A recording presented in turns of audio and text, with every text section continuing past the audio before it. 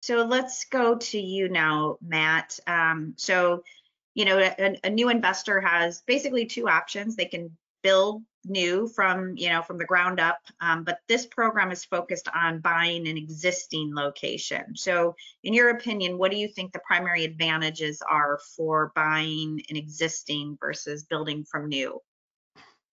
I think number one is you have a proven record of income and expenses. And I think that's the number one advantage. It's not a gamble. For better or worse, you have a track record of what the business does. That number one. Great. Carol, anything more to add on advantages for buying existing?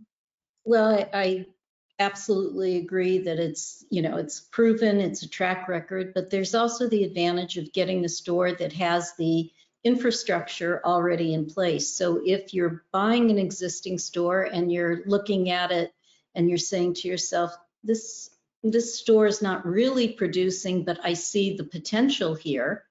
You don't have to go out and buy all new, you don't have to go out and build a new store. You have a store now, you can just add to it, remodel, re-equip, and now you have basically a brand new store.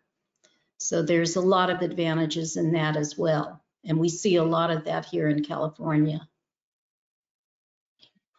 So Brandon, did you buy an existing store or did you build from new? All of what I've done has been buying existing businesses. Now, in some of my other entities, we've done ground up construction. And I know that every time I take on a ground up construction, I learn a lot of things, and those are always very expensive lessons. I don't like paying for lessons if I can all avoid it.